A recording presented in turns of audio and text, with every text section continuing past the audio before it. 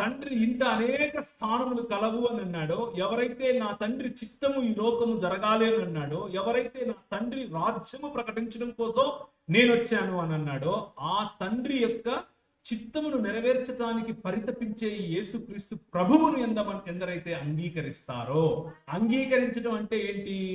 కళ్ళు మూసుకుని ఒకసారి ప్రవీణన్ వచ్చాడు, నువ్వు పరలోకం వెళ్తావా నరకంలో వెళ్తావా అంటే నేను పరలోకం వెళ్తానని చెయ్యట్టాను, అప్పుడు నేను అంగీకరించినట్లు అని అనుకుంటే మీరు మళ్ళీ తప్పులో కాలేసినట్లే. అంగీకరించడం అని అంటే పరలోకానికి పోతాను అనే నిర్ణయం కాదు. అంగీకరించడం అని అంటే యేసు క్రీస్తును పోలిన జీవన విధానం జీవిస్తాను అన్న కమిట్మెంట్, యేసును పోలి జీవిస్తాను అన్నటువంటి నిర్ణయం, యేసు క్రీస్తును పోలి జీవిస్తాను అని నువ్వు తీసుకునే నిర్ణయమే అంగీకారము.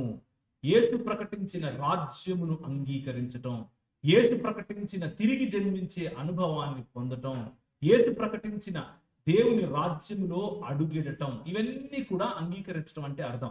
ఎందరో ఆయన అంగీకరించడో వారందరికీ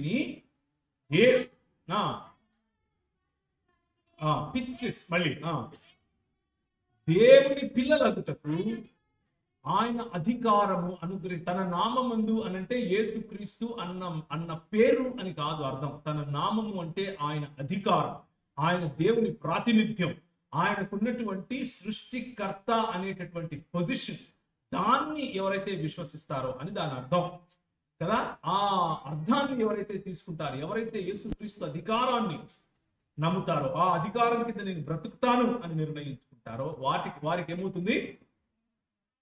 దేవుని పిల్లలగుటకు అధికారం ఇచ్చాడు.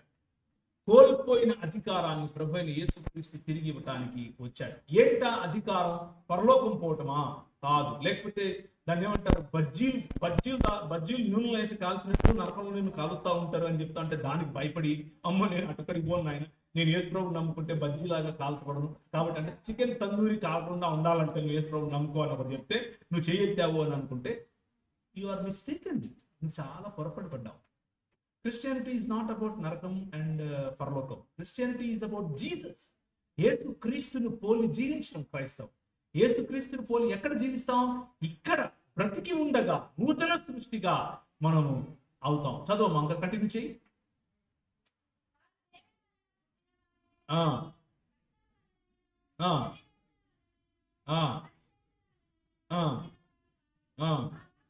ఆ వాక్యము శరీరధారి అయి కృపాసత్య సంపూర్ణుడిగా మన మధ్య నివసించెను. నివసించెను అంటే డేరా వేసెను అని రావాలి అక్కడ తర్జుమా. డేరా వేసెను, గుడారమును వేసెను. ఏ గుడారం గురించి మాట్లాడుతున్నాం? ఏ గుడారం అయితే దేవుని యొక్క సన్నిధిని మరియు మనుషుల యొక్క ప్రపంచాన్ని కలపటానికి దేవుడు ఒక మందిరముగా ఇచ్చాడో, ఆ మందిరము సరిపోయినప్పుడు ఆ మందిరము కంప్లీట్ గా ఉండటం కోసం సొలొమోను నిర్మించాడో, సొలొమోను నిర్మించిన తర్వాత షకైనా మహిమ దిగి వచ్చిందో, దిగి వచ్చినటువంటి ఆ షకైనా మహిమ కలిగినటువంటి దేవుని మందిరమును చెరపట్టటానికి, అరే మీరు ఇలా బ్రతికితే మీరు నాశనం అవుతారు, నేను మీకు ఇచ్చు నా రాజ్యంలో నా దేశంలో మీరు ఇలా ఉండాలి, మీరు ఇలా ఉండకూడదు, మీరు ఇలా బ్రతకాలి, ఇలా బ్రతకూడదు, మీరు ఇలా తీసుకోవాలి, ఇలా తీసుకోకూడదు, మీరు తలగా ఉండాలి, తోకగా ఉండకూడదు, మీ తల్లిదండ్రులు ఇలా చూసుకోవాలి, మీరు విగ్రహాల జోలికి వెళ్ళకూడదు, మీరు సమలైంగికులు కాకూడదు, మీరు లెస్బియన్స్ కాకూడదు, మీరు హోమోసెక్షువల్స్ కాకూడదు, పురుషుడు పురుషుడినే పెళ్లి చేసుకోకూడదు, పురుషుడు స్త్రీనే పెళ్లి చేసుకోవాలి, అన్ని రాసిస్తే మనము విశ్వాస్యత కలిగినటువంటి లేకపోతే విశ్వాస సమాజముగా ఉండాల్సినటువంటి పిస్టిస్ సమాజముగా ఉండాల్సినటువంటి ఇశ్రాయేలీలు ఏం చేశారు అని అంటే, ఆయన ఏదైతే చెయ్యొద్దు అని అన్నాడో అదే చేశారు. అదే చేయటం వలన ఆయనే బబులోను సామ్రాజ్యాన్ని పురికొల్పుతాడు. బబులోను సామ్రాజ్యం రావటం, ఈ మనుషుల మరియు దేవుని యొక్క సన్నిధిని ఒకటే చోటుకి తీసుకుని వచ్చే ఆలయం చెరపట్టబడటం, ఆలయం కూల్చబడటం, ఆలయం ధ్వంసం చేయటం. అలా ధ్వంసం చేసినప్పుడు ఈ మన హెచ్కేల గ్రంథంలో మనం చూస్తాం, యెహోవా సన్నిధి అక్కడ నుంచి వెడలిపోవటం మనం చూస్తాం. The presence of God, the కొరం దేవ్ అంటే, కొరం దేవ్ అంటే అర్థం ఏమిటి అని అంటే దేవుని యొక్క ముఖకాంతి. ఇంతవరకు చెల్లెలు పాట పాడి మంచిగా ముఖకాంతిలో, అవునా? పాటి దూరమా చేయొచ్చు. నువ్వు పాడినావా లేదా? నేను తప్పుగా విన్నా. కదా, దేవుని ముఖకాంతి నుండి వచ్చేటటువంటి అంటే దేవుని సన్నిధిని కోల్పోయినటువంటి పరిస్థితి. అప్పుడు దేవుని సన్నిధి ఆ మందిరముని విడిచి వెళ్ళిపోవటం, ఇప్పటికీ ప్రజలు ఇంకా వేచి చూస్తూ ఉండటం, ఇంకా వస్తుంది దేవుని సన్నిధి, ఇంకా వస్తుంది దేవుని సన్నిధి, ఇంకా వస్తుంది దేవుని సన్నిధి. లో అండ్ బిహోల్డ్, ఆయన సన్నిధిని మన మధ్యకు తీసుకుని వచ్చాడు. He came and started living among us. మన మధ్య నివసించడానికి వచ్చాడు. సో క్రైస్తవం అంటే నువ్వెక్కడికో వెళ్ళిపోవటం కాదు, ఆయనే నిన్ను వెదకి నీ దగ్గరికి రావటం. ఆయన వచ్చాడు. అందుకనే ఈరోజు మధ్యాహ్నం మీరు మరి ఎవరైనా స్పందిస్తారా అన్నప్పుడు చేతులు ఎత్తారు. మీతో ఎల్లప్పుడూ జీవించడానికి ఆయన వచ్చాడు. ఆయన వచ్చి ఏమంటున్నాడు అనంటే, నా రాజ్య పౌరులుగా, నా రాజ్య సైనికులుగా మీరు ఉండాలనుకుంటున్నారా? మత్తయి సువార్త 5వ అధ్యాయం, మత్తయి సువార్త 6వ అధ్యాయం, మత్తయి సువార్త 7వ అధ్యాయంలో ఉండేటటువంటి నా రాజ్య విలువలను ఒకసారి అర్థం చేసుకోండి. అలా బ్రతికినప్పుడు మీరు ఈ లోకమునకు వెలుగవుతారు. అలా బ్రతికినప్పుడు ఈ లోకంలో నా నామము ఘనపరచబడుతుంది. అలా బ్రతికినప్పుడు నేను తిరిగి అందరికీ కూడా మిమ్మల్ని ఏం చేస్తాను? ఆశీర్వాదకరముగా చేస్తాను. ఏంటా ఆశీర్వాదం? దేవుని యొక్క రాజ్యములోనికి వారిని తెచ్చేటటువంటి ఆశీర్వాదం. సో క్రైస్తవం అన్నది మనం చనిపోయి పరలోకం పోవటం కాదు. క్రైస్తవం అన్నది ఈ ప్రపంచానికి మనం ఆశీర్వాదకరంగా ఉండటం. అందుకనే మనకు టెక్నాలజీ, అందుకనే మనకు మానవ విలువలు, అందుకనే మనకు చదువు, అందుకనే మనకు వైద్యం, అందుకనే మన ముందు నడిచినటువంటి క్రైస్తవ పెద్దలు వారి జీవితాలను సైతం పణంగా పెట్టి మన ముందుకొచ్చి వాళ్ళు చేసినటువంటి పరిచర్య మతం కట్టడం కోసం కాదు, మిమ్మల్ని పరలోకం తీసుకుపోవటం కోసం మాత్రమే కాదు. మనం వెళతాం పరలోకానికి, కానీ అది చాలా కొద్దిసేపు మాత్రమే తీసుకునేటటువంటి విశ్రాంతి. నిజమైన విశ్రాంతి ఏమిటి అనంటే, ఈ ఇంటికి లేకపోతే ఈ ఆలయానికి బయట ప్రయాసపడి భారము మోయుచున్న జనులారా నా ఎదుకు రండి, నేను మీకు విశ్రాంతి కలుగు చేస్తాను రాయబడింది. ఏంటి ఆ విశ్రాంతి అని అంటే, పాప భారము నుండి విశ్రాంతి. వెన్ వి రిజరెక్ట్ అగైన్, మనం తిరిగి పునరుత్థానం పొందినప్పుడు ఆయనతో కలిసి ఉండేటటువంటి ఆ జీవన విధానం. బొట్టు పెట్టుకోవచ్చా? భలే క్వశ్చన్ అడిగావమ్మా. దీన్నే ఇంకొక రకంగా అడుగుతారు. ఒక చోట అడిగారు, బొట్టు పెట్టుకుంటే పరలోకం పోతామా అని అడిగారు. సో బొట్టుకు పరలోకానికి సంబంధం లేదు. బొట్టు పెట్టుకోవచ్చా అని అంటే, అలంకరణగా చూస్తే అది అలంకరణ మాత్రమే, కానీ మతపరంగా చూస్తే అది మతపరం అవుతుంది. విగ్రహములలో శక్తి లేదు, విగ్రహముల వెనుక అలాగే దురాత్మల సమూహములు కూడా ఉంటాయి అని బైబిల్ గ్రంథం చెబుతోంది. కాబట్టి విగ్రహార్పణ చేసినటువంటి కుంకుమతో మీరు బొట్టు పెట్టుకున్నప్పుడు ప్రైమరీగా ఆ విగ్రహములకు అసోసియేట్ అయి ఉన్నటువంటి దురాత్మల ప్రభావంలోనికి వచ్చే అవకాశం ఉంది. మీ యొక్క ఆలోచన పద్ధతి మారాలి. ఆలోచన పద్ధతి దేవుని రాజ్యము కొరకు అయి ఉండాలి, కానీ మతము కొరకు కాదు. అయినా ఒకవేళ బొట్టు అన్నది మీరు పెట్టుకునేటటువంటిది అలంకరణ అయితే, అలంకరణలో తప్పేమీ లేదు. అలంకరణ మీరు బట్టలు వేసుకోవటం ఎలాగో, లేకపోతే పాపిడి తీయటం ఎలాగో, లేకపోతే చున్నీ కప్పుకోవటం ఎలాగో, కొంతమంది విండోస్ ఉండే జాకెట్లు వేసుకుంటారు, కొంతమంది డోర్స్ ఉండే జాకెట్లు వేసుకుంటారు, కొంతమంది ఇంకా చాలా చాలా రకాల జాకెట్లు వేసుకుంటారు కదా, అలాంటిదే, అంతకు మించి ఇంకేమీ లేదు. కానీ సాంస్కృతికంగా బొట్టు వెనుక ఒక నేపథ్యం ఉంది కాబట్టి, ఒక బ్యాక్గ్రౌండ్ ఉంది కాబట్టి, వీలైనంత వరకు కల్చర్స్, సంస్కృతులను దేవుని కొరకు మనం రిడీమ్ చేయాలి, విడిపించాలి. అంతేకాని సంస్కృతులను చూసి మనము ఐడెంటిఫై అవ్వకూడదు. ఈ రోజుకు కూడా మెథడిస్ట్ సంఘాలలో పెద్ద పెద్ద నాయకులు కూడా బొట్టు పెట్టుకుంటారు. మెథడిస్ట్ సంఘాలలో ఉన్నటువంటి వాళ్ళు క్రైస్తవులు కాదంటారా? క్రైస్తవులే. కానీ మన మనసులో ఉన్నటువంటి వైఖరి ఆ బొట్టు పట్ల ఏంటి అన్నదే ఇంపార్టెంట్. మందిరంలో స్త్రీలు కుర్చీలో కూర్చోవచ్చా? ఏమ్మా, కుర్చీలు అరిగిపోతాయా? మనుషులు అరిగిపోతారా? నాకు అర్థం కాలేదు. అంటే మీ ఇంట్లో కూర్చోవచ్చా? మా ఇంట్లో స్త్రీలు కుర్చీలో కూర్చోవచ్చా అని ఎందుకు అడగలేదు? మందిరంలోనే అని ఎందుకు అడిగారు? ఎందుకు అనంటే, మన మనసులో ఒక ఆలోచన ఉంది. ఏంటంటే, స్త్రీలు పురుషుల కంటే తక్కువ, స్త్రీలు పురుషుల కంటే నిమ్న స్వభావంలో ఉన్నారు. తక్కువ స్థితిలో ఉన్నారు, వారు వాక్యం చెప్పకూడదు, వారు ప్రార్థనలు చేయకూడదు, వారు నాయకత్వం ఇవ్వకూడదు, వారు కుర్చీలో కూర్చుంటే నాతో సమానంగా కూర్చుంటావు నువ్వు, సొత్తని కథ అని అనుకుంటాడు ఒక ఆయన. అలాంటి వాళ్ళు ఎప్పుడూ ఉంటారు. దాన్ని ఏమంటారు అని అంటే జబ్బు అంటారు. ఏమంటారు? కరోనా కంటే భయంకరమైన జబ్బు.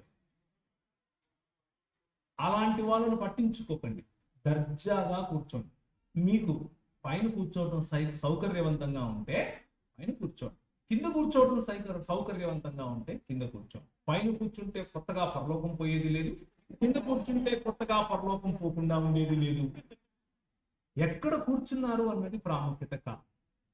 మీ మనసులో, మీ హృదయంలో దేవునికి ఇచ్చే గౌరవం ఉందా లేదా అన్నదే ప్రాముఖ్యమైనటువంటి అంశం. ప్రేమ వివాహం ఒకరే రాశారు ఇవన్నీ కూడా. పుస్తకం రాయాలి ఇప్పుడు ఈ ప్రశ్నకు నేను. ప్రేమ వివాహం చేసుకోవచ్చా? ఇప్పుడు చేసుకోవచ్చు అని అంటే కొంతమందికి ఇబ్బంది. అబ్బా ఈయన కన్నేండ్రా అంటారు. చేసుకోకూడదంటే ఇంకొందరికి ఇబ్బంది. అన్న అట్లా చెప్పి వెళ్ళిపోయాడు అంటారు. ఏం చేయాలి ఇప్పుడు నేను? ఏం చేస్తానంటే నేనేం చేశానో చెప్తా, అయిపోయిందా? ఏమంటారు? నేనేం చేశానో చెప్తే అయిపోతుందా? నేను 2000 సంవత్సరం నుండి 2011 సంవత్సరం వరకు మధ్యప్రదేశ్లో ఇందోర్ అనే పట్టణంలో మిషనరీగా ఉన్నాను. మిషనరీగా ఉండి పరిచర్య చేశాను. పరిచర్య చేసే సమయంలో నేను మా పాస్టర్ గారితో కలిసి పనిచేశాను. మా పాస్టర్ గారు చాలా భక్తిపరుడు, చాలా దేవుని రాజ్యం కోసం చాలా కష్టపడతారు. నేను ఆయనతో కలిసి పనిచేస్తూ ఉంటే వాళ్ళ అమ్మాయి నన్ను పెళ్లి చేసుకో అని నన్ను అడిగింది. నేను మా పాస్టర్ గారికి చెప్పాను.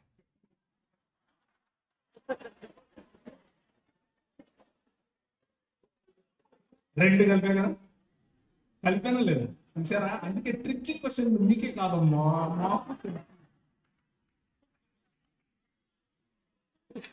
నేను మా పాస్టర్ గారికి చెప్పాను, అయ్యా మరి ఆమె నన్ను పెళ్లి చేసుకోమని అడుగుతా ఉంది, మీరు ఓకే అంటే సమయం తీసుకుని మా ఇద్దరికి కౌన్సిలింగ్ ఇవ్వండి, మేము పెళ్లి చేసుకుంటాం. లేకపోతే రేపటి నుంచి మళ్ళా దాన్ని ఏమంటారు, ఎవరికి వారే యమునా తీరే అని చెప్పారు.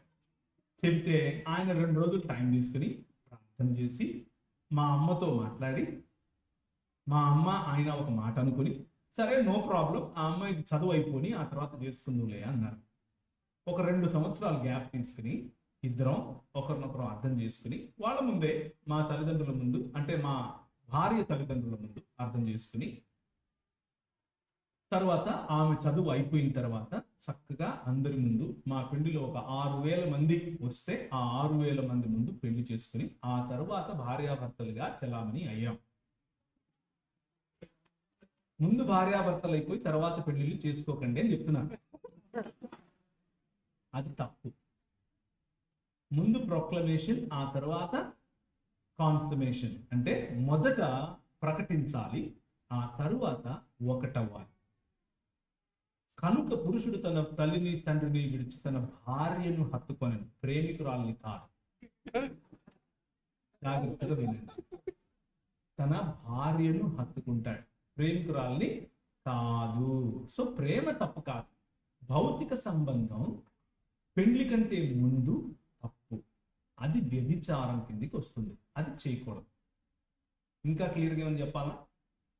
I hope I made it very clear. So ప్రేమ తప్పు కాదు, ప్రేమించటం తప్పు కాదు, కానీ సాంస్కృతికంగా మీకున్నటువంటి అడ్డుగోడలను ఎదిరించి నా ఇష్టం నువ్వెవరు అనేటటువంటి చేయకండి.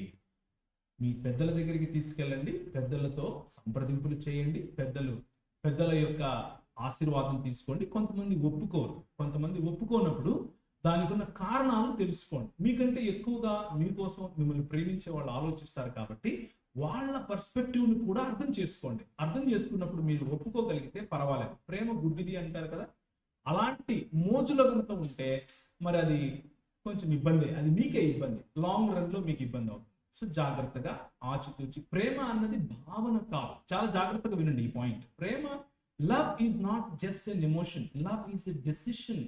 ప్రేమ అన్నది ఒక నిర్ణయం, జీవితాంతము ఉండేటటువంటి నిర్ణయం, ఎటువంటి పరిస్థితుల్లో కూడా పోకుండా ఉండేటటువంటి నిర్ణయం. ఆ నిర్ణయం తీసుకోవటానికి మీరు త్వరపడాలి, అంతేకాని భావోద్వేగాలకు లోనయ్యి ఏది చేయకూడదు. అలా చేయటం వల్ల మీకు, మీ కుటుంబానికి, మీ సంఘానికి కూడా తలవంపులు. అది మంచిది కాదు. ఇకపోతే ఆఖరి మాట, ప్రేమ వివాహాల్లో. ప్రేమ వివాహాలు అన్నవి ప్రేమ వివాహాలైనా లేకపోతే తల్లిదండ్రులు కుదిర్చి చేసే వివాహాలైనా ఏవైనా సరే కులము అన్నటువంటి ప్లాట్ఫామ్ మీద చేసుకోకూడదు. లాస్ట్ టైం వచ్చినప్పుడు కూడా మిమ్మల్ని ఇట్లనే ప్రేరేపించిపోయినా, ఇప్పుడు కూడా ప్రేరేపిస్తున్నా, కులానికి వ్యతిరేకంగా నిలబడండి. TV9 వాడు నీకంటే బెటర్ క్రైస్తవుడు. ఒకవేళ మీరు కులాన్ని పాటిస్తూ ఉంటే వాడు ఏమంటాడంటే, కులము అడిగేవాడు అడ్డగాడిద అని వేస్తాడు టీవీలో. ఎత్తలేడు. కనీసం వాడుకున్న బుద్ధి కూడా మీకు లేదంటే ఇక మీ కర్మ, దానికి ఏం చేయలేదు. మళ్ళీ మీరు నేను పరలోకం పోవాలా అంటే దానికి కులం ఎత్తుకున్నవాడు పరలోకం కాదు కదా, ఏ లోకానికి పోడు. ఈ లోకంలోనూ వాడు బతకలేడు. ఎందుకంటే ఆ కులం పూసుకున్నాడు, ఆ కంపు వాడికి వస్తూ ఉంటది, అయినా వాడు దాన్ని సొగసు అనుకుంటాడు. కులము అడగద్దు, కులము చెప్పద్దు, కులంలో బతకద్దు, కులంలో పెళ్లిళ్ళు చేసుకోవద్దు. కులము అన్నది కొట్టేసి మిగిలిన అన్ని ప్రాతిపదికలు చూడండి. పెళ్లి అన్నది కేవలము ఒక స్త్రీకి ఒక పురుషునికి మధ్య మాత్రమే జరగాలి. అర్థమైందా? యాడమ్ అండ్ స్టీవ్ కాదు, యాడమ్ అండ్ ఈవ్. అర్థమవుతుందా? ఇది ఈ మధ్య మా కర్మ చెప్పాల్సి వస్తుంది. ఎందుకంటే మన సుప్రీంకోర్టు వాళ్ళు చెప్పారు అలాగేం లేదండి, పురుషులు పెళ్లిళ్ళు చేసుకోవచ్చండి. మీరు చేసుకోండి, క్రైస్తవ సంఘము దాన్ని పెళ్లిగా చూడదు, దాన్ని పఠించదు. ఇంటి ముందు ముగ్గులు వేయొచ్చా? డిజైన్ కదా, నో ప్రాబ్లం. అంతకు మించి గొబ్బెలు పెట్టి గంగిరెద్దుని తిప్పి ఇట్లాంటివన్నీ చేస్తారు అంటే అది విగ్రహారాధన కిందకి వస్తుంది. అమ్మాయిలు జీన్స్ వేసుకోవచ్చా?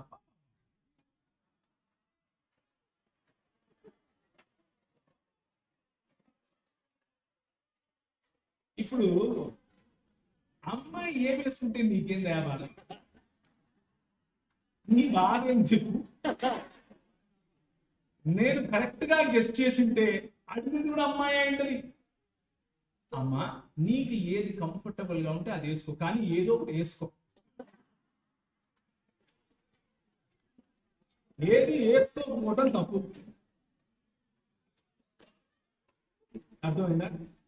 అంటే ప్రభువు కప్పిన అవయవాలను కప్పుకోవాలి, ప్రభువు కప్పినటువంటి శరీరాన్ని కప్పుకోవాలి. అది సాంస్కృతికమైనది. కొంతమంది చీర కట్టుకుంటారు, ఏమి కనబడట్లేదు అనుకుంటారు, కానీ బయట దేశాల నుంచి వచ్చిన వాళ్ళకు చీర కట్టుకున్న వాళ్ళకు ఉదర భాగం అంటే పొట్ట భాగం అంతా మన స్త్రీలకు కనిపిస్తూ ఉంటది కదా, అది వాళ్లకు అర్ధనగ్నం అనుకుంటారు. కానీ మనకు అనిపించదు. ఎందుకంటే మనం చిన్నప్పటి నుంచి మన తల్లులు, మన అక్కలు, మన చెల్లెలు అందరినీ చీరలోనే చూస్తాం కాబట్టి మనకేం అనిపించదు. అలాగే చిన్నప్పటి నుంచి మన తల్లులు, అక్కలు, పెద్దలు వాళ్ళందరినీ కూడా జీన్స్ మరియు టీషర్ట్లలోనే చూస్తారు కాబట్టి వాళ్లకు ఆ స్త్రీలలో ఎటువంటి అసభ్యత కనిపించదు. కానీ మనకు ఎందుకు కనిపిస్తుంది అంటే మనకు చీర అలవాటు. అంతకు మించి శరీరాన్ని కప్పుకునే ఏ దుస్తులైనా పర్వాలేదు, శరీరాన్ని చూపించే ఏ దుస్తులైనా సరే మనం 10 సార్లు ఆలోచించి కట్టుకోవాలి. రైట్? ప్రభు వల్ల తీసుకోవడం కరెక్టేనా? నాకు అర్థం కాలేదు. కరెక్ట్ కాదనా లేకపోతే కరెక్ట్ కాకూడదనా? అమ్మో భయంగా ఉంది. సరే, అంటే కరెక్ట్ అండి. ఎంత చదివినా అన్యజనులే ఫస్ట్ వస్తున్నారు, నేను ఎందుకు రావట్లేదు?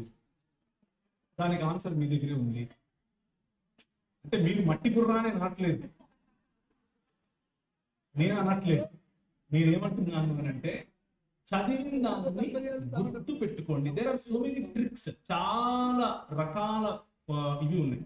ఫస్ట్ వచ్చే వాళ్ళకు కొన్ని అలవాట్లు ఉంటాయి. ఏంటి అని అంటే వాళ్ళు చదివిన దాన్ని 1కి 10 సార్లు రాసి చూసుకుంటారు, రాసి వేరే వాళ్ళతో కరెక్షన్స్ చేయించుకుంటారు.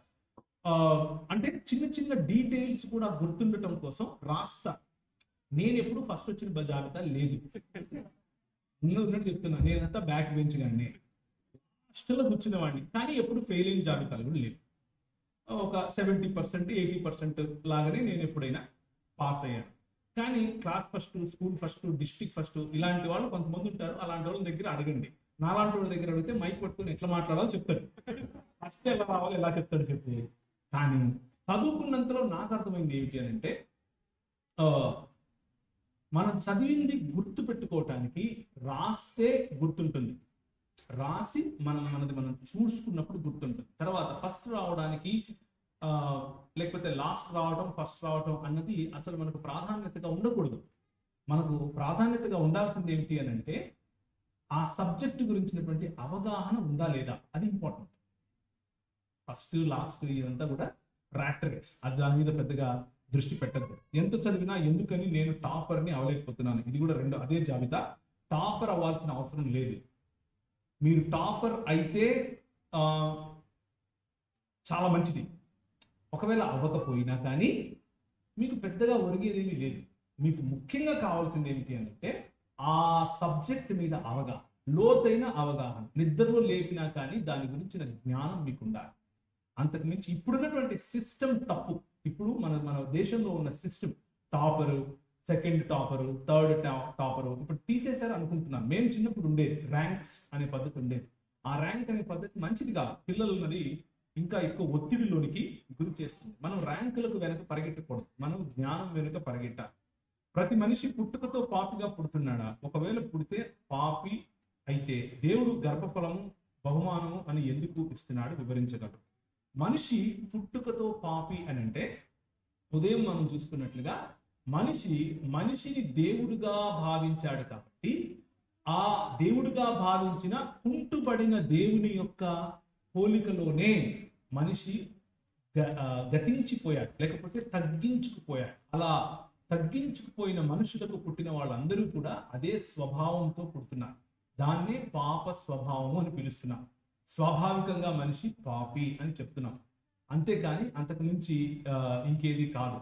కాబట్టి పుట్టిన ప్రతి ఒక్కరూ ఈ స్వభావమును కలిగి ఉన్నప్పటికీ కూడా దేవుడు ఆ పాపపు స్వభావానికి ఆయన ఒక మందు లేకపోతే విరుగుడు ప్రభు అయిన యేసు క్రీస్తు రూపంలో ఇచ్చాడు. కాబట్టి ప్రతి మనిషి కూడా బహుమానమే. ఇప్పటికీ కూడా ప్రతి పిల్లవాడు, ప్రతి చిన్నపిల్ల, పుట్టిన ప్రతి ఒక్కరూ కూడా దేవుని యొక్క బహుమానమే. వారు దేవుని ప్రణాళికలో భాగమే అని గుర్తుంచుకోండి. All glory to God. దేవునికి స్తోత్రం కలుగునుగా. పాత నిబంధనలో దేవుడు మాట్లాడేది అది ఎలా? దర్శనం ద్వారానా లేదా కనబడి మాట్లాడేదా? పాత నిబంధన గ్రంథంలో దర్శనం ద్వారా మాట్లాడాడు, పగటిలో మేఘస్తంభంగా మాట్లాడాడు, రాత్రిలో అగ్నిస్తంభంగా మాట్లాడాడు, నీళ్ళిచ్చి బండగా మాట్లాడాడు, కొన్నిసార్లు పక్షి రాజు వలె పోల్చుకొని మాట్లాడాడు, కొన్నిసార్లు సింహము వలె పోల్చుకొని మాట్లాడాడు, కొన్నిసార్లు గాడిద ద్వారా మాట్లాడించాడు, కొన్నిసార్లు ఉరుముల ద్వారా శబ్దముల ద్వారా మాట్లాడించాడు, కొన్నిసార్లు యెహోవా దూత వలె కనిపించాడు, కొన్నిసార్లు నరుడి వలె కనిపించాడు. ఆయన ఇష్టం అండి, ఆయన ఇష్టం. ఓకేనా? సో పాత నిబంధనలో దేవుడు మాట్లాడాడు, ఇప్పుడు కూడా మాట్లాడతాడు. మీరు వినేందుకు సిద్ధంగా ఉంటే చాలు మాట్లాడతాడు. ఇజ్రా అంటే హిజ్రా అనుకుంటున్నాను. పరలోక రాజ్యం మళ్ళీ వెళ్ళాలంటే చూసారా, అదే ఉత్తదరా బాబు. వారు మార్చుకోవాల్సింది ఏంటి? హృదయం సరిపోతుందా లేదా వారి వేషధారణ కూడా మార్చుకోవాలా? హిజ్రాలు అంటే వీళ్ళలో చాలా రకాలు ఉంటాయి, మీకు తెలియని విషయాలు కూడా కొన్ని ఉండే అవకాశం ఉంది కదా, కాబట్టి జాగ్రత్తగా వినండి. హిజ్రాలు అంటే పుట్టుకతో స్త్రీ పురుషులలో ఏదో ఒక రకమైనటువంటి మర్మాంగములు కలిగిన వాళ్ళు. వారి హృదయంలో స్త్రీ మర్మాంగం కలిగినప్పటికీ పురుషుల్లాగా ఫీల్ అయ్యే వాళ్ళు కొంతమంది ఉంటారు. అలాగే పురుష మర్మాంగాలు కలిగినప్పటికీ స్త్రీలలాగా వ్యవహరించే వాళ్ళు, వాళ్ళ హృదయంలో వాళ్ళ స్త్రీలలాగా అనుకునేవాళ్ళు కొంతమంది ఉంటారు. కొంతమంది హిజ్రాలు పుట్టుకతోనే రెండు మర్మాంగాలు కూడా కలిగిన వాళ్ళు ఉంటారు. అంటే వాళ్ళ శరీర సౌష్ఠవం అన్నది సరైన రీతిగా ఉండకపోవటం అన్నది దీని అర్థం. అలాగే కొంతమంది వారికి ఉన్నటువంటి కోరికల కారణంగా పురుషులు స్త్రీలుగా మారిపోతారు. ఇలా వేరు రకాలుగా ఉంటారు. వారి దృక్పథము మారాలి. వారి దృక్పథం, దేవుడు వారిని ఏ విధంగా అయితే చేశాడో ఆ విధంగా వారు స్వీకరించుకోగలగాలి. నన్ను ఆయన పురుషుడిగా చేశాడు, నాకు పురుషులు ఇష్టం లేకపోయినా పురుషుడిగా నేను ఉన్నాను కాబట్టి ఐఎమ్ హ్యాపీ అని నన్ను నేను పురుషుడిగా స్వీకరించుకోవాలి. అలాగే నన్ను స్త్రీగా ప్రభువు చేశాడు, నేను స్త్రీగా హ్యాపీ అని స్వీకరించుకోగలగాలి. ఇటువంటి మనస్సునే మారు మనస్సు అనుభవం అని పిలుస్తారు. ఒక గ్రామంలో జనులు సమూహాలుగా విడిపోయి అనేక సంఘములుగా ఏర్పడి దేవుని ఎవరికి తోచినట్లుగా వారు ఆరాధించుకున్నట సరి అయినదేనా? ఆదివారం దేవుని మందిరంలో గడపకుండా ఇంట్లో ఉండి దేవుడు నా హృదయంలో ఉన్నాడు అని అనుకోవడం సరి అయిందేనా? రెండు కాదు అని మీరు తెలుసుకుని మరి రాశారు అని నాకు అనిపించింది. ఏమంటారు? ఈ రెండింటికి ఆన్సర్ మీరు నో అని చెప్పి మనసులో ఈ క్వశ్చన్ రాశారు అని నాకు అనిపించింది. ఐదేమైనప్పటికీ ఒక గ్రామంలో జనులు సమూహాలుగా విడిపోవటం, వేరు వేరు పద్ధతుల్లో ఆరాధన చేసుకోవటం అని తప్పేం కాదు, అది పర్వాలేదు. విడిపోవటం తప్పు. వేరు వేరు పద్ధతుల్లో ఆరాధన చేసుకోవటం తప్పు కాదు, కానీ విడిపోవటం తప్పు. మీరు 10 పద్ధతుల్లో ఆరాధన చేసుకోండి, 10 చోట్ల ఆరాధన చేసుకోండి, కానీ కలిసి ఉండండి. కలిసి ఒక సమాజముగా బ్రతకండి. క్రైస్తవ సమాజంగా బ్రతికితే చాలు. అలా బ్రతకటమే దేవుడు మనకి ఇచ్చినటువంటి భాగ్యం. అలాగే ఆదివారం మాత్రమే కాదు, ప్రతి దినము కూడా ఆరాధించే వాళ్ళంగా ఉండాలి. ఆదివారం దేవుని ఆలయంలోనికి వస్తే కొత్త బహుమానాలు ఏవి రావు, అలాగే రాకపోతే కొత్త బహుమానాలు ఏవి పోవు. ఎందుకు వస్తాం అంటే బహుమానాల కోసం, ఆశీర్వాదం కోసం కాదు, సహవాసం కోసం వస్తాం. We come into the presence of God for fellowship. ఒకరితో ఒకరు కలవటం కోసం వస్తాం. ఏ విధంగా అయితే వజ్రం వజ్రానికి వస్తుందో, ఏ విధంగా అయితే ఇనుము ఇంకొక ఇనుమును సూటిగా లేకపోతే దాన్ని తేజ్ చేస్తుందో, అలాగే మనం ఒక సహవాసంలోనికి వచ్చినప్పుడు ఒకరి నుంచి ఒకరు నేర్చుకుంటాం, ఒకరితో ఒకరు సంబంధాలు కలిగి ఉంటాం, ఒకరితో ఒకరు అనుబంధాలు కలిగి ఉంటాం, మనము కలిసి ముందుకెదుగుతాం. లేకపోతే అవన్నీ ఉండవు. కనుకనే దేవుని వాక్యం చెబుతుంది, కొందరు మానుచున్నట్లు సమాజముగా కూడుట మీరు మానక. కదా, హెబ్రీయులకు రాసిన పత్రిక చెప్తోంది కదా, ఆ వచనాన్ని జ్ఞాపకం చేసుకోండి. సామెతలు 27:14 వివరించగలరు. అంటే ఎట్లాగే పరిశుద్ధాత్మ పొందుకున్న వారు పాపములు చేయరా? పాపము చేస్తే పరిశుద్ధాత్మ వారి నుండి వేరవుతుందా? పరిశుద్ధాత్మ పొందుకోవాలంటే ఏం చేయాలి? ఇది అగైన్ పరిశుద్ధాత్మని పొందుకోవటం అన్నది కూడా మనం ఏమని చూసాం? ప్రభువైన యేసు క్రీస్తు చెప్పాడు. ఏమని చెప్పాడు? నేను మీ నుండి వెళ్ళటం మీకు మంచిది, నేను వెళితే మీతో ఎల్లప్పుడూ ఉండటానికి వేరొక ఆదరణకర్తను ఇస్తాను. పరిశుద్ధాత్మని పొందుకోవటం అని అంటే ఆదరణకర్తను కలిగి ఉండటం. ఆదరణకర్త అని అంటే కౌన్సిలర్ అని అంటే ఒక ప్లీడర్, ఒక లాయర్ మనతో తిరగటం అన్నమాట. ఆయన మనలో ఉన్నప్పుడు మన నిర్ణయాలు ఎలా తీసుకోవాలో చెప్పేవాడు, మనం ఎలా బ్రతకాలో చెప్పేవాడు, మనం ఈ పరిస్థితుల్లో ఎలా స్పందించాలో చెప్పేవాడు. ఇలాంటివన్నీ చేయటం పరిశుద్ధాత్ముడు మనకు ఇచ్చేటటువంటి దృక్పథంలో మార్పు తీసుకుని వస్తాడు. కానీ ఈ రోజుల్లో పరిశుద్ధాత్మను పొందటం అని అంటే అదేదో పూనకం వచ్చినట్లో, లేకపోతే ఇంకేదో అని అనుకుంటున్నారు. ఇప్పుడు కొన్నిసార్లు పరిశుద్ధాత్ముడు మనల్ని తాకినప్పుడు మనము వేరు రకాలుగా స్పందిస్తాం. ఆ స్పందనలో తప్పు లేదు, కానీ ఆ స్పందన మనలో కలిగినప్పుడు మాత్రమే, అంటే గట్టిగా ఊగిపోవడం, గట్టిగా చప్పట్లు కొట్టడం, లేకపోతే గట్టిగా కింద పడి దొరకటం, అదేదో వామిటింగ్ స్పిరిట్ అని కొందరు అంటున్నారు, లాఫింగ్ స్పిరిట్ అని కొందరు అంటున్నారు. ఇలాంటివన్నీ వింత పోగడలకు పోవటం పరిశుద్ధాత్మను పొందుకోవటం అని అనుకుంటే అది తప్పుడు కాలేసినట్లే. బైబిల్ గ్రంథం ఎక్కడా కూడా అలాంటి వాటి గురించి చెప్పదు. కానీ భాషలలో మాట్లాడడం గురించి చెప్పింది, ప్రవచనాల గురించి చెప్పింది, అలాగే భిన్నమైనటువంటి పరిశుద్ధాత్మ వరముల గురించి చెప్పింది. ఆ వరములలో అడ్మినిస్ట్రేషన్ ఉంది, ఆ వరములలో రాజ్యం ఏరడం ఉంది, ఆ వరములలో భాషలు ఉన్నాయి, ఆ వరములలో నీతి కార్యాలు ఉన్నాయి, ఆ వరములలో దాన్ని ఏమంటారు హాస్పిటాలిటీ ఉంది, ఆ వరములలో ఇలాంటి చాలా వరాలు ఉన్నాయి. ఆ వరముల యొక్క లిస్ట్ ఎగ్జాస్టివ్ కాదు. ఈ రోజుకు మనకు కావలసినటువంటి అన్ని తలాంతులను ఇచ్చువాడు పరిశుద్ధాత్మ దేవుడు. ఆయనను పొందుకోవటం అని అంటే యేసు క్రీస్తును పోలి జీవించేందుకు కావలసినటువంటి వనరులను పొందుకోవటం అని అర్థం. అంతేకాని పూనకాలు రావటమో లేకపోతే ఇంకేదో కాదు. రైట్? సో పరిశుద్ధాత్మను పొందుకున్న వారు పాపం చేయరా? పాపం చెయ్యకూడదు, చెయ్యకుండా బ్రతికే ప్రయత్నం చేస్తారు. పాపాన్ని ప్రేమించరు. ఒకవేళ పాపంలో పడినా తిరిగి లేచి శుద్ధి చేసుకుని ప్రభువును వెంబడిస్తారు. పాపాన్ని ప్రేమిస్తే అలాంటి వాళ్ళు పరిశుద్ధాత్మని ఏం చేస్తారు? ఆర్పే ప్రయత్నం చేస్తారు. యేసయ్య ఒక వ్యక్తిని పిలుచుకుంటాడు, ఆ వ్యక్తి లొంగిపోతాడు. ఆ తరువాత ఆ వ్యక్తి మరలా లొంగిపోతాడు. యేసయ్య ఆ వ్యక్తిని మరలా పిలుచుకుంటాడా? నాకేం అర్థం కాదు. ఇది గ్రీకు మరియు హిబ్రూ లాగా అనిపించింది. లొంగిపోలేదు ఏమో, చూద్దాం ఒకసారి. అలా చదువుతాను. యేసయ్య ఒక వ్యక్తిని పిలుచుకుంటాడు, ఆ వ్యక్తి లొంగిపోలేదు. ఓకే. ఆ తర్వాత ఆ వ్యక్తి మరలా లొంగిపోయాడు. యేసయ్య ఆ వ్యక్తిని మరలా పిలుచుకుంటాడు. ఓకే, నాకు ఇప్పుడు అర్థమైంది. అంటే ప్రభు పిలిచాడు, మీరు రెసిస్ట్ చేశారు, నాకు వద్దు నువ్వు అన్నారు. కానీ కొద్ది రోజుల తర్వాత మీకే అనిపించింది నేను ప్రభువును వెంబడించాలి. మీరు ప్రభువును వెంబడించే నిర్ణయం తీసుకుంటారు. అప్పుడు యేసయ్య తిరిగి ఆయనను స్వీకరిస్తాడా, పిలుస్తాడా అన్నది మీ ప్రశ్న. ఒకవేళ అదైతే చూడండి, ఈ లొంగిపోవటము, పిలుచుకోవటము అనే పదాలు మనం చాలా తేలికగా వాడుతూ ఉంటాం. లొంగిపోవటము అన్న పదము చాలా తేలికగా వాడకూడదు. లొంగిపోవటం అని అంటే అర్థం ఏంటి అని అంటే, ఇక నా చిత్తం లేదు, నీ చిత్తమే జరగాలి అని చెప్పటం. ఇక నేను కాదు బ్రతికేది, నువ్వే బ్రతకటం అని చెప్పటం. ఇక నా యందు నివసించువాడు నేను కాదు, నా యందు బ్రతుకుట క్రీస్తే, చావైతే లాభము అని చెప్పటం. అటువంటి లొంగిపోవటం గురించి మీరు మాట్లాడితే దాన్నే నూతన జన్మ అనుభవం, లేకపోతే దాన్నే నూతన సృష్టి అవడం అని పిలుస్తారు. అదే పేతురు జీవితంలో జరిగింది, అదే పౌలు జీవితంలో జరిగింది, అదే అందరు శిష్యుల జీవితంలో జరిగింది. ప్రభువైన యేసుక్రీస్తు ఆయన ఆరోహణుడై వెళ్ళిపోవటానికి ముందు శిష్యులకు ఇచ్చినటువంటి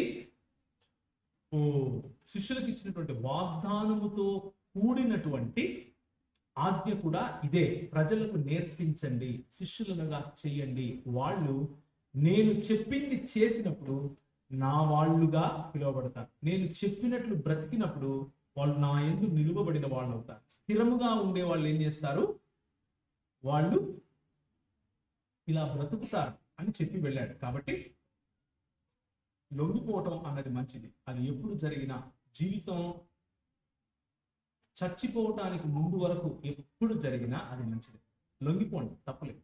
లొంగిపోవటమే విజయం.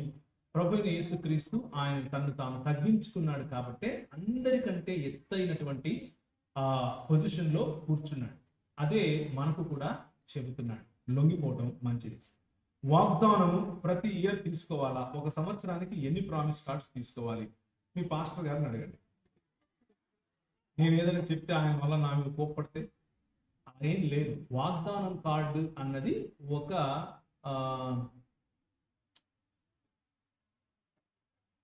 ఏం చెప్పాలి దాన్ని, ఒక అలవాటు, అంతకుమించి ఇంకేది. అందులో ఏ ఆశీర్వాదం లేదు, ఏ శాపం లేదు. మీరు తీసుకోవాలంటే తీసుకోండి, లేకపోతే లేదు. వ్యక్తిగతంగా నేను కొన్ని నిర్ణయాలు తీసుకుంటాను. దేవుని దగ్గర వేచి ఉండి దేవుని వాక్యాన్ని చదివే ప్రయత్నం చేస్తాను. లాటరీ ఎత్తుకుని ఆ లాటరీలో నుండి నాకేదో జరుగుతుంది అని, ఇది ఒక పద్ధతి. భక్త సింగ్ గారు ఆయన పరిచర్య కాలంలో ఏదో ఒక రకంగా వాక్యం వైపు ప్రజలను ఆకర్షించడం కోసం చేసినటువంటి ఒక పద్ధతి. ఆ పద్ధతి కాస్త ఇప్పుడు ఏమైపోయింది అని అంటే కొంచెం తీవ్రగతి, అది ఒక తీవ్రమైనటువంటి ఒక పద్ధతిగా, లేకపోతే మనం ఏమంటాము, కొన్ని పద్ధతులను ఏమంటాం మనం,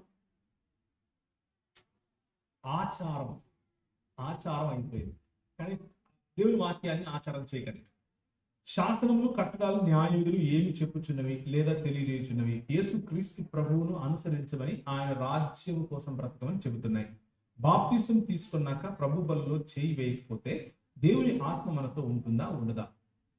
దేవుని ఆత్మ మనలో ఉండటంకు బాప్తిసానికి, ప్రభు బలలో చేయి వేయటానికి లింక్ అన్నది ఎంత ఉంది అని అంటే, మన జీవన విధానంలో ప్రతి శ్వాసకు మనకు ఉన్నంత లింక్ ఉంది. అది కేవలం ప్రభు బల్ల మాత్రమే కాదు. ప్రభు బలలో చేయి వేయడం అంటే ఏంటనుకుంటున్నారు? అసలు ఆయన రాకడను ప్రచురించేటటువంటి ఒక నిర్ణయం.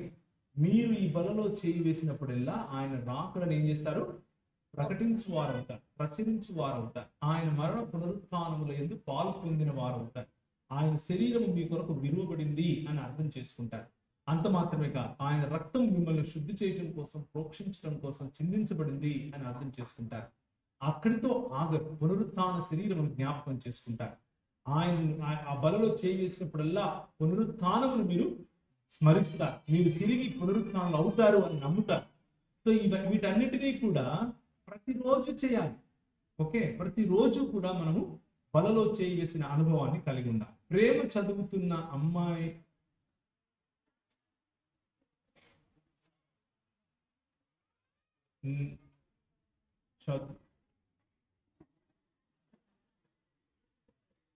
చెడు ఆలోచన వస్తున్నా ఏం చేయాలి? ప్రేమ చదువున్న అమ్మాయిని చెడు ఆలోచన వస్తున్నాయి, ఇది ఏం అర్థం కాలేదు నాకు, కానీ ఒకవేళ చెడు ఆలోచనల గురించి అని నేను అనుకుంటా. సో చెడు ఆలోచనలు రావటం అన్నది దేనికి సూచన అనంటే మీరు బ్రతికే ఉన్నారు అన్నదానికి సూచన. అర్థం కావట్లేదా? మీరు సచ్చేంత వరకు చెడు ఆలోచనలు వస్తాయి, అది ఈ లోక మర్యాద. దాన్ని జయించటమే ప్రభు మీకు ఇచ్చిన పిలుపు. అర్థమవుతుందా? మీరు హిమాలయాల్లోకి వెళ్ళి బట్టలన్నీ ఇప్పేసి సల్లో కూర్చుని జపం చేసినా చెడు ఆలోచనలు వస్తాయి. అర్థమవుతుందా? ఎందుకంటే మీరు ఎక్కడ ఉన్నారు అన్నది పాయింట్ కాదు, మీ మైండ్ ఎక్కడ ఉంది అనేది పాయింట్. మీరు ఇక్కడే కూర్చొని ఉన్నా వాడు వీడు ఎర్ర పక్కాసుకుని నన్ను చూస్తున్నాడు, కానీ వాడి మైండ్ ఎక్కడో ఆస్ట్రేలియాలోనూ తిరిగేసి మళ్ళా వచ్చేసి ఒకసారి నన్ను చూసి మళ్ళా అటు. So our mind is very dynamic, it cannot be static. అది ఒకే చోట ఉండదు, రైట్? సో నేనేమంటున్నానంటే, కాబట్టి చెడు ఆలోచనలు వస్తుంటాయి కాబట్టి రానిలేదని చెప్పట్లేదు. నేనేం చెప్తున్నానంటే, don't fall in love with those ideas. ఒక చెడు ఆలోచనకు లేదా చెడు ఆలోచనను ప్రేమించకండి. దాన్ని ప్రేమించి దాంతో బ్రతికే ప్రయత్నం చేస్తే ఆ చెడు ఆలోచన మిమ్మల్ని చాలా దూరం తీసుకెళ్తుంది, దేవుని నుండి దూరం తీసుకెళ్తుంది, మీ సొంతగా మీ నుండి మిమ్మల్ని దూరపరుస్తుంది. మెల్లిమెల్లిగా మీరు మీ పరిశుద్ధతను కోల్పోతారు. మెల్లిమెల్లిగా మీ క్రియేటివిటీ చచ్చిపోతుంది. మెల్లిమెల్లిగా మీరు భయంకరమైనటువంటి కూపంలో ఇరుక్కుపోతారు. కాబట్టి చెడు ఆలోచన వచ్చినప్పుడే రక్షణ అను శిరస్త్రాణమును ధరించుకోండి. శిరస్త్రాణం అంటే ఏంటి? హెల్మెట్. శిరస్త్రాణం అంటే హెల్మెట్. రక్షణ అన్నది ఏంటి అంటే ఈ లోక మర్యాద నుంచి విడిపింపబడి దేవుని మర్యాదలోనికి రావటం కదా. దేవుని మర్యాదలోనికి రావటం అంటే నా మనసు మార్చబడటం. చూడండి, రోమీయులకు రాసిన పత్రిక 12వ అధ్యాయము. రోమీయులకు రాసిన పత్రిక 12వ అధ్యాయం మొదటి 3 వచనాలు గట్టిగా చదవండి.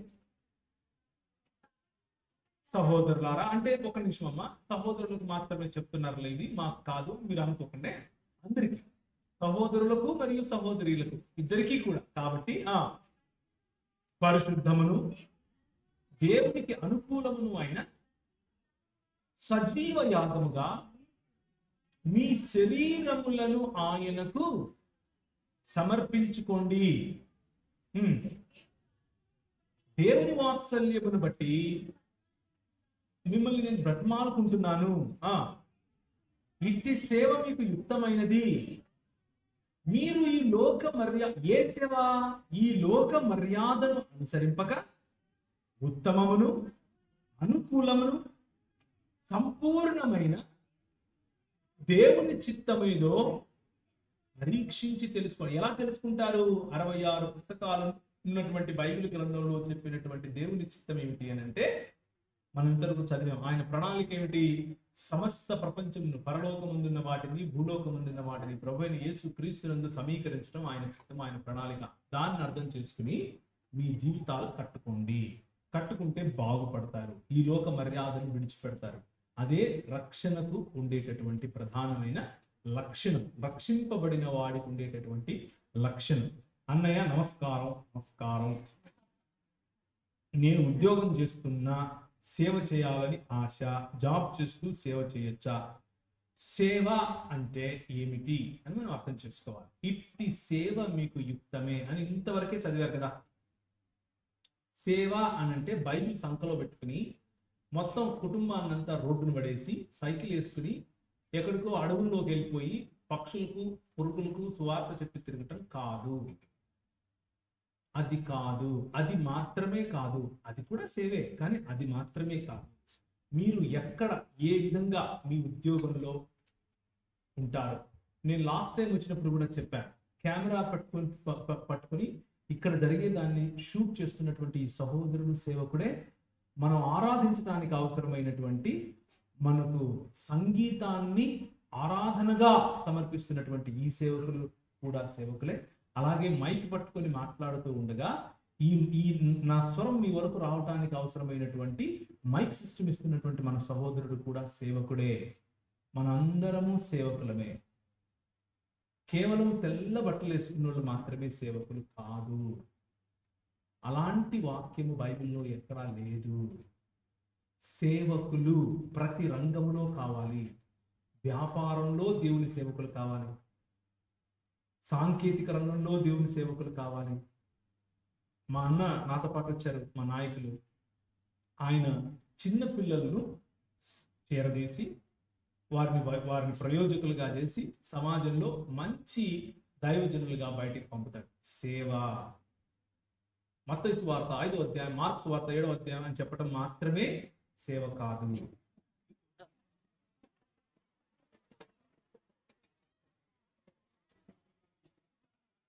అది సేవే, అది మాత్రమే సేవ కాదు. సేవ అంటే ఏమిటి అని అంటే మనకున్నటువంటి జీవితాన్ని తెరిచిన పుస్తకముగా పెట్టి ఈ ప్రపంచానికి వెలుగుగా బ్రతకటం, ఈ లోకానికి ఉప్పుగా బ్రతకటం, దేవుని రాజ్యం కోసం దేవుని రాజ్యాన్ని కట్టటం. దేవుని రాజ్యం కట్టడం కోసం మీరు వ్యాపారం చేసిన సేవే. సొంత రాజ్యం కట్టుకోవడం కోసం ఇక్కడ నిలబడుకొని బైబిల్ వాడుకున్నా కూడా అది సేవ కాదు. మా ఊర్లో సొంత రాజ్యం కట్టుకునే వాళ్ళు కుప్పలకు తెప్పలుగా ఉంటారు.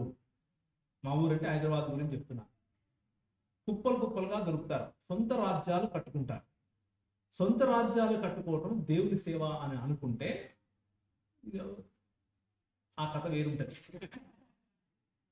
అన్న వచ్చినప్పుడు మాస్, అన్న పోతే ఇంకొక మాసం.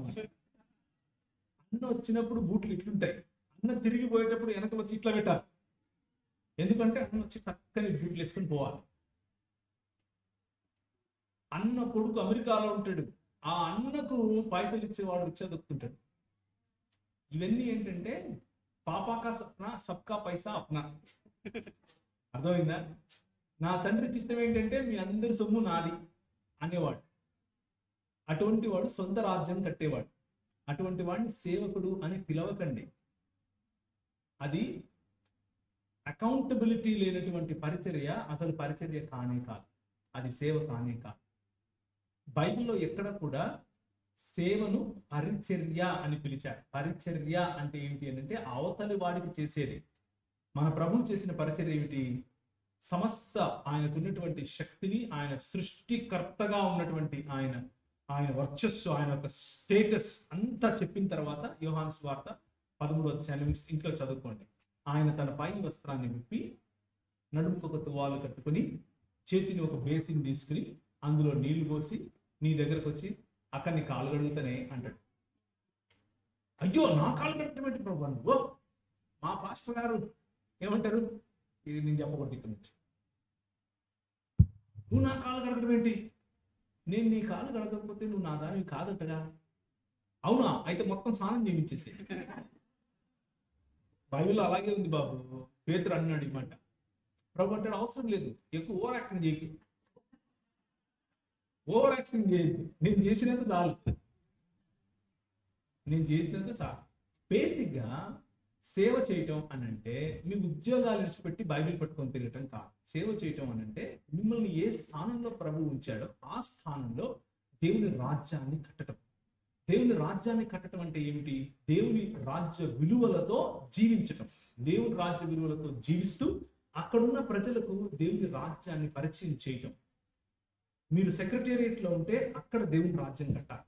మీరు వ్యాపారంలో ఉంటే అక్కడ దేవుని రాజ్యం కట్టాలి. మీరు సాంకేతిక రంగంలో ఉంటే అక్కడ దేవుని రాజ్యం కట్టాలి. మీరు డ్రైవర్ అయితే దేవుని రాజ్యం అక్కడ కట్టాలి. ది బెస్ట్ డ్రైవర్ ప్రపంచంలో మీరే అయి ఉండాలి. బెస్ట్ కుక్ మీరే అయి ఉండాలి ప్రపంచంలో. అంత ప్యాషనెట్ గా జీవించగలిగితే దేవుని రాజ్యం కట్టిన వారు అవుతారు. సో సేవ అంటే జాబ్ విడిచిపెట్టడం కాదు. నేను ఒక అబ్బాయిని ప్రేమిస్తున్నాను, సంతోషం, ఒకరినే ప్రేమించండి.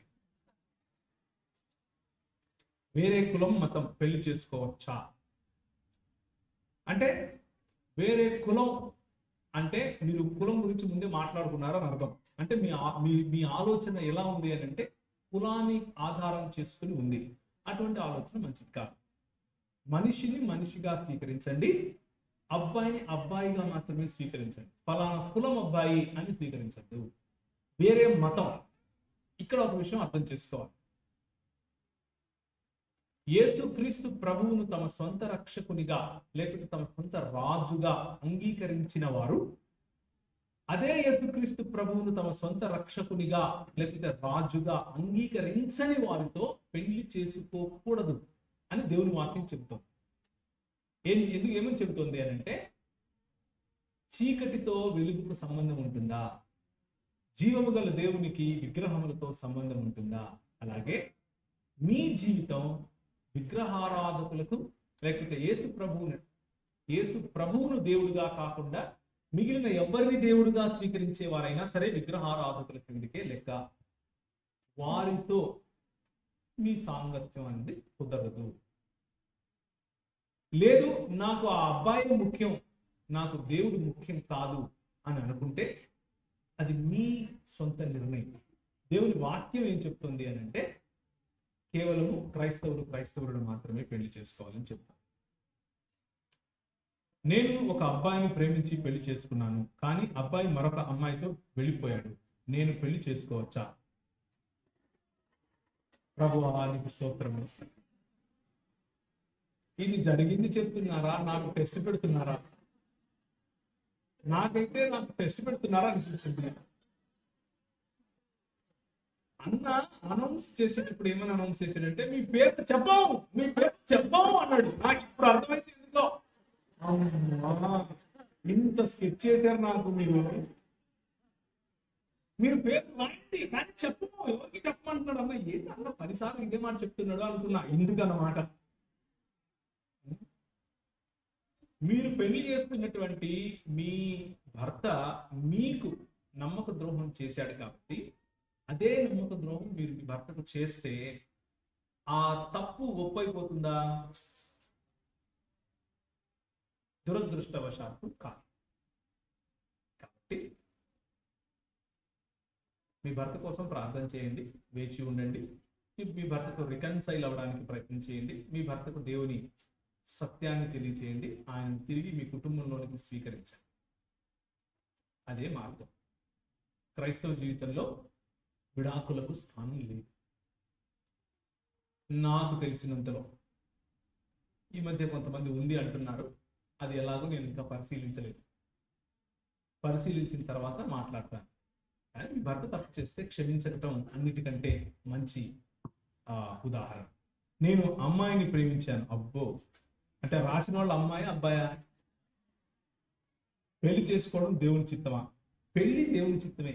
పెళ్లి చేసుకోకుండా తిరగడం దేవుని చిత్తం కాదు. పెళ్లి ఎప్పుడైనా సరే, వివాహం అన్ని విషయములలోనూ పాన్పు అన్ని చెప్పండి, పాన్పు ఎలా ఉండాలి?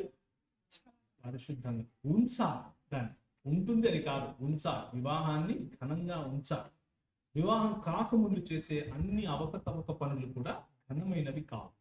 వాటిని ఎంత దూరం ఉంచితే అంత మంచిది. సో కథ కంచికి మనం ఇంటికి. దేవునికి స్తోత్రం కలుగును గాక.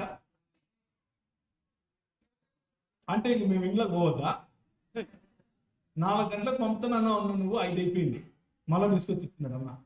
ఎట్లా ఇది? ఇంకా మీకు ఫ్రిడ్జ్లుడా? మరి ఇది ఎట్లా? వీళ్ళు పుట్టగా పాటించారు నాకు. ఇవన్నీ నేను ఎట్లా చేస్తా చెప్పండి.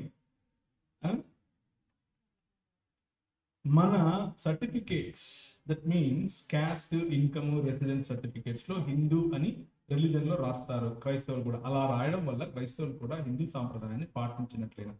ఇది ఒక పెద్ద సామాజిక సమస్య.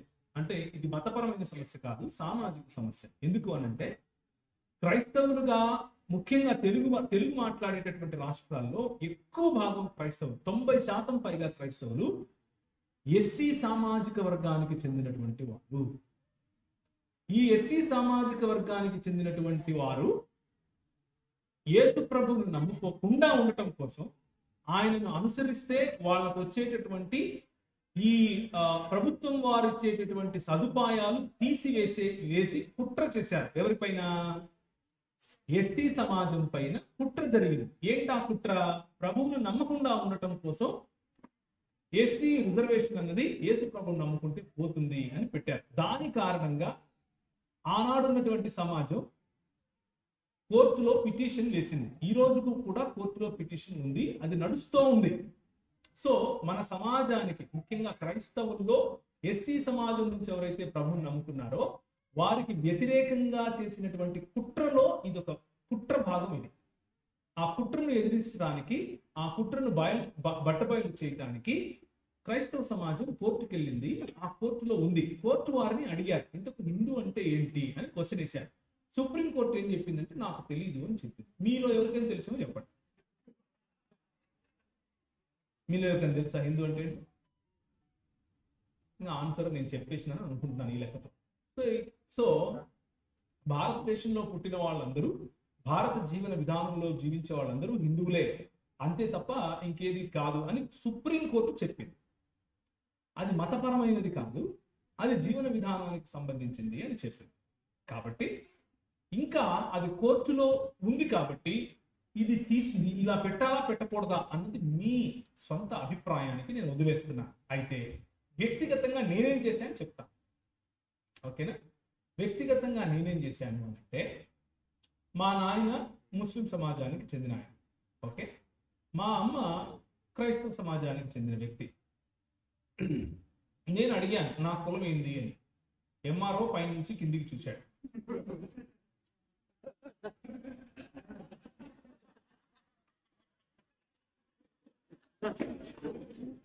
ఇప్పుడు నా సర్టిఫికేట్ ఏంది అన్నాను. వాడు ఏం మాట్లాడలేదు. సరే నేను కూడా వచ్చేసాను. క్రిస్టియన్ అని రాస్తున్నాను. ఎందుకు అనంటే 100% యేసుక్రీస్తులో మాత్రమే బ్రతకాలి అని నేను నిర్ణయించుకున్నాను. కాబట్టి మా నాయన ఏదైతే నాకేంది, మా అమ్మ ఏదైతే నాకేంది, ఎవరెట్టపోతే నాకేంది, నేనైతే క్రిస్టియన్ అని చెప్పాను. మీ కులం ఏంది అన్నాడు. నువ్వే చెప్పు అన్నా. నోరు మూసుకున్నాడు, నేను నోరు మూసుకున్నాడు. అర్థమైందా? క్రైస్తవులు మ్యారేజ్ లో తాళి కట్టుకుంటారు. అది నాకు తెలిసి హిందూ సాంప్రదాయం. పార్వతి, ఇదిగో ఈ పార్వతి, శంకరుడు, ఇవన్నీ చాలా ఉంటాయి. ప్రతిదానికి కూడా పురాణం ఉంటుంది. అది ఇప్పుడు క్రైస్తవులు ఉంగరాలు కూడా పెట్టుకుంటారు. ఉంగరాలు పెట్టుకొని బైబిల్లో ఎక్కడుంది చెప్పండి? ఎక్కడ ఉందా? ఆలోచించి చెప్పండి, పర్వాలేదు. చూసారా? వేసారు కదా. అంటే సోదరా, నేనేం చెప్తున్నానంటే, సాంస్కృతికంగా ఉన్నది ఉంగరాలు మార్చుకోవటం అన్నది యూరోపియన్ పద్ధతి మరియు యూదుల పద్ధతిలో ఒకానొక సాంప్రదాయానికి చెందినటువంటిది. ఆ ఉంగరాలు మార్చుకునే వాళ్ళల్లో అనేక మంది విగ్రహారాధకులు మనకు కనిపిస్తారు. అలాగే ఉంగరాలు మార్చుకునే వాళ్ళలో అనేక మంది నాస్తికులు కూడా కనిపిస్తారు. ఎపిక్యూరీలు కూడా కనిపిస్తారు. స్తోయికులు కూడా కనిపిస్తారు. ఉంగరాలు మార్చుకునే పద్ధతిని అరిస్టాటిల్ ప్రవేశపెట్టినాడు అని చెప్పేవాళ్ళు కూడా ఉన్నారు. అలాగే ప్లేటోనిక్ సిద్ధాంతాన్ని నమ్మేవాళ్ళు ఉంగరాలు మార్చుకుంటారు పెండిళ్లలో అని కూడా చెప్పేవాళ్ళు ఉన్నారు. కొంతమంది ఇది ఏది మాకొద్దు, బైబిల్లో మార్చుకుంటాం అన్నారు. కొన్ని బైబిల్లో మార్చుకోవాలని బైబిల్ చెప్తుందా అని అంటే అది కూడా వాళ్ళు చెప్పలేదు ఆన్సర్. సో ప్రేమపూర్వకంగా ఇచ్చే కానుక, నేను బ్రతికి ఉన్నంత వరకు నీకు ఇది ఒక ఆనవాలుగా ఇస్తున్నాను అని ఇచ్చే కానుక, అది ఉంగరమైన, మన దేశ సాంప్రదాయానుసారంగా తాళి అయినా అది పర్వాలేదు. కానీ దాన్ని మతపరంగా చూస్తే, అంటే దానికి నల్ల పూసలు ఉండాలి, ఆ నల్ల పూసల్లో 15 ఉండాలి, లేదా 11 ఉండాలి, లేదా 9 ఉండాలి, లేదా 3 ఉండాలి, లేదా 5 ఉండాలి, లేకపోతే ముత్తైదువు కాదు, నువ్వు ముత్తైదువు కాకపోతే ఇదవుతుంది, ఇలాంటి పురాణాలన్నీ ఏవైతే ఉన్నాయో వాటిని నమ్మకూడదు. అర్థమవుతుందా? ఉంగరం చేతికి పెట్టుకుంటాం, మెట్టలు కాళ్ళకు పెట్టుకుంటాం. వాటిని అలంకరణగాను మన భర్త మనకిచ్చినటువంటి ఆనవాళ్లుగాను చూస్తే తప్పు లేదు. కానీ దాని వెనుకున్న పురాణాన్ని నమ్మి, గౌరీ శంకరుల పురాణం ఏమి, అష్టాదశ పురాణాల్లో ఉన్నటువంటి ఏదో ఒక కథ తీసుకొచ్చి దానికి ఎవరో ఒకరు పెడుతూనే ఉంటారు. మీరు దాన్ని పెట్టుకుని గిల్ట్ లేక వెళ్ళాలి అని మీకు అనిపిస్తే చదవండి, లేకపోతే తీసిపాడే. అండ్ మీరు పెట్టుకోకపోతే మీకు భార్య కాకుండా పోతారా ఏంటి? మా హైదరాబాద్లో ఎవరు పెట్టుకోరు, తాళి కట్టుకొని వెళ్ళరు. హిందువులు కూడా కట్టుకోరు, కట్టుకున్నా ఇంట్లో పెట్టేస్తారు. దానికి వేరే వేరే కారణాలు ఉన్నాయనుకోండి, వేరే వేరే కారణాలు ఉన్నాయి, వాటికి చెప్పకూడదు. మెట్టెలు కూడా పెట్టుకోరు, పెట్టుకోకుండా వస్తారు నిస్సమ్మలు, మా మా పనులకు వస్తారు. నో ప్రాబ్లం, వాళ్ళ ఇష్టం, రైట్? బైబిల్ అయితే వాటిని గురించి నిర్దిష్టమైన ఆజ్ఞ ఎక్కడ ఇవ్వలేదు. స్త్రీలు పరిచయం చేయొచ్చా, బాప్తిస్మం ఇవ్వచ్చా? నా ఉద్దేశంలో నేను వెళ్ళే చర్చ్ గురించి చెప్తా, రైట్? క్రైస్తవ జీవన విధానంలో కొన్ని వచనాలు తిమోతికి రాసినటువంటి పత్రికలో ఉన్నటువంటివి, వాటిని ఆధారం చూపించి క్రైస్తవుల్లో కొన్ని శాఖల వారు స్త్రీలు పరిచయం చేయకూడదు అని అంటారు. అలా నమ్మటం వల్ల పెద్ద నష్టమేమీ లేదు. కానీ వ్యక్తిగతంగా నేను చదివినంతలో, నాకు బైబిల్ అర్థమైనంతలో స్త్రీల పరిచర్యను గురించి అక్కడ మాట్లాడటం లేదు. స్త్రీలు పరిచర్య చేసేవారు గాను, స్త్రీలలో కొందరు అపోస్తలులు గాను, రాసుకోండి నేను ఈ మాట చెప్తున్నాను, అపోస్తలులు గాను, కొందరు సేవకులు గాను, కొందరు తోటి సహచరులు సహా పనివారుగాను పిలువబడ్డారు పౌలు చేత, అలాగే పేతురు చేత. సో స్త్రీలు పరిచర్య చేయడం నా వరకు నేను అభ్యంతరంగా చూడను. నేను వెళ్ళే సంఘంలో మా సెక్రటరీ గారు స్త్రీ, నేను వెళ్ళే సంఘంలో మా కోశాధికారి స్త్రీ, నేను వెళ్ళే సంఘంలో తరచూ వాక్య బోధ చేయటానికి స్త్రీలు వస్తారు. వారు గౌరవప్రదంగా మాకంటే ఎక్కువగా మంచి మాటలు దేవుని వాక్యంలో నుంచి బోధిస్తారు. మేము కూడా చాలా చక్కగా వాటిని నేర్చుకుంటాం. ఇంతవరకు అయితే నాకు అది అభ్యంతరకరంగా అనిపించలేదు. దేవుని యొక్క సువార్తను మొట్టమొదటిగా ప్రకటించింది స్త్రీ. యేసుక్రీస్తు ప్రభువుని ఈ లోకంలో తీసుకొచ్చింది స్త్రీ, కనింది స్త్రీ. యేసుక్రీస్తు చనిపోయేటప్పుడు ఇదిగో నీ తల్లి అని చెప్పింది స్త్రీ. యేసుక్రీస్తు ప్రభు తిరిగి పునరుత్థానుడు అవడానికి ముందు తన సువార్తను ప్రకటించడానికి ఎన్నుకున్నది స్త్రీని. ఇలా చెప్పుకుంటూ పోతే ఆయన చనిపోయినప్పుడు ఆయనకు పరిచర్య చేయటానికి, పరిచర్య అన్న పదవి వాడుతున్నాను, ఆయన శరీరమునకు పరిచర్య చేయటానికి వచ్చిన వారు స్త్రీలు. ఇలా చెప్పుకుంటూ పోతే పరిచర్య స్త్రీలు సంఘంలో చేస్తూ వచ్చారు. వాళ్ళ ఇళ్లలో, ముఖ్యంగా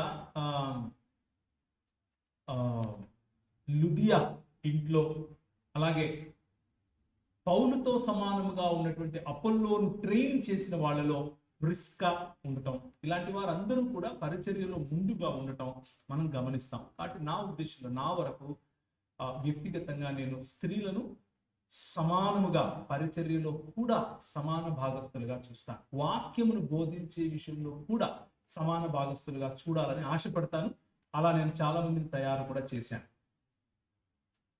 దేవుడు మనకు దగ్గరగా లేదా సహవాసం చేసే ముందు మనకు శ్రమలు కలిగిస్తాడా? మరి ఆ శ్రమలో మనకు ఏమైనా ఆశీర్వాదం కలుగుతుందా? ఆశీర్వాదాలు అనేవి మనం ఎందుకు ఆలస్యంగా పొందుతాం?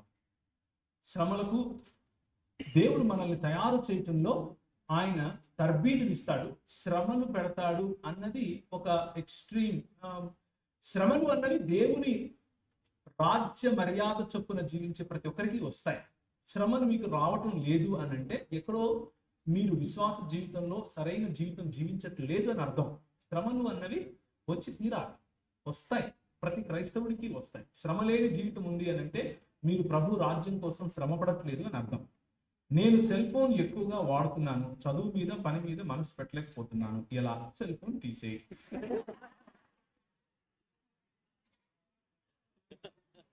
అంటే ఆన్సర్ తెలిసి రాస్తే ఎట్లా? What does it mean to stand as a witness of God at all times? Why is it important to stand firm in Christ? ఆయన యొక్క సాక్షిగా జీవించడం అనేది చాలా ఇంపార్టెంట్. ఎందుకు అనంటే అందుకే మనల్ని ఎన్నుకున్నాడు. అందుకనే ఇంతవరకు 12వ అధ్యాయం మీతో చదివించాను. ఆయన కోసం బ్రతకటమే ఆయన విశ్వాసిగా జీవించడం, ఆయన దాన్ని ఏమంటారు, ఆయన సాక్షిగా జీవించడం. సాక్షిగా జీవించకపోతే మనము ఆయన రాజ్యాన్ని ప్రకటించే వారం కాదు అని అర్థం. మనం ప్రకటించే వారంగా ఉండకపోతే ఆయన యందు లేని వారము అని అర్థం. ఆయన యందు లేని వారము అని అంటే స్థిరులము కాదు అని అర్థం. నీతిమంతులకు కష్టాలు ఎందుకు? పరీక్షించిన విధముగా వస్తాయి. ఏమిటి కారణం?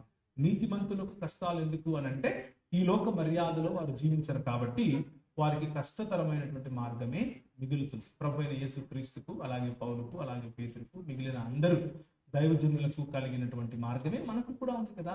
దేవుని రాజ్యం ప్రకటించేటప్పుడు, నీతిగా జీవించేటప్పుడు కష్టం. రక్షణ పొందుటకు ఏం చేయాలి? రక్షణ పొందుకుంటే దేవుని రాజ్యం చేరలేమా? రక్షణ పొందుటకు ఏం చేయాలి అంటే ఉదయం చెప్పా, యేసుక్రీస్తు ప్రభువును మీ సొంత రక్షకుడుగాను, మీ సొంత రాజుగాను, మీ చిత్తం పైన అధికారం ఉన్నవాడిగాను గుర్తించి ఆయనను మాత్రమే వెంబడించేటటువంటి ఒక నిర్ణయం తీసుకోవటమే రక్షింపబడటం. ఈ లోక మర్యాద నుండి, పాపము నుండి, విగ్రహారాధన నుండి రక్షింపబడి దేవుణ్ణి వెంబడించడం. అలా రక్షించబడినప్పుడు మనము దేవుని రాజ్యం చేరలేమా? కాదు, దేవుని రాజ్యం తీసుకుని వస్తాం ఇక్కడికి. ఓకే, బాప్తిసం తీసుకోకపోతే రక్షణ పొందలేమా? బాప్తిసానికి రక్షణకు సంబంధం లేదు అని ముందే చెప్పాను. రక్షించబడిన వారు నేను రక్షింపబడ్డాను అని చేసే ప్రకటనను బాప్తిసం అంటారు. నీళ్ళలో మునిగి లేస్తే దాన్ని ఏమంటారు, ఆలుగడ్డ నీళ్ళలో వేస్తే బయటకు వచ్చినప్పుడు చికెన్ అవుతా, అలాగే నిన్ను ముంచితే నువ్వే బయటకు వస్తావు. నీలో కెమికల్ రియాక్షన్ జరిగిపోయి పైన 2 కొమ్ములు, వెనక 2 చెవులు రావు. రైట్, నువ్వే బయటకు వస్తావు. వచ్చిన నువ్వు యేసు ప్రభు కోసం మాత్రమే జీవిస్తాను అనే నిర్ణయం తీసుకుంటావు. That is what baptism is. ఒక క్రైస్తవుని సంఘమునకు వేరొక సంఘాలు ఎందుకని? వ్యక్తిగత కారణాల వల్ల గొడవలు అవుతున్నాయి. మీరు అన్నట్లు వ్యక్తిగత కారణాలు తప్ప దేవుని వాక్యములో అలాంటి మాటలు ఏమీ లేవు. వ్యక్తిగత కారణాలు మాత్రమే. సెల్ఫ్ ఈగో కారణంగానే ప్రజలు దూరం అవుతారు. ఈగో కారణంగానే సొంత కుంపట్లు పెట్టుకుంటారు. ఈగో కారణంగానే నచ్చనివి కొన్ని ఉంటాయి. కాబట్టి ఆ నచ్చని వాటితో సహించడం అంత అవసరం ఏంటి అని వేరుగా ఉంటారు. అలా తప్పేమీ లేదు. నచ్చని చోట ఉండటం కంటే నచ్చిన చోట కలిసి ఆరాధించుకోవడం, స్వేచ్ఛగా ఉండటం తప్పేం కాదు. కానీ నచ్చనివి ఉన్నాయి కాబట్టి సాటి సహోదరుని ద్వేషించకూడదు, దూషించకూడదు.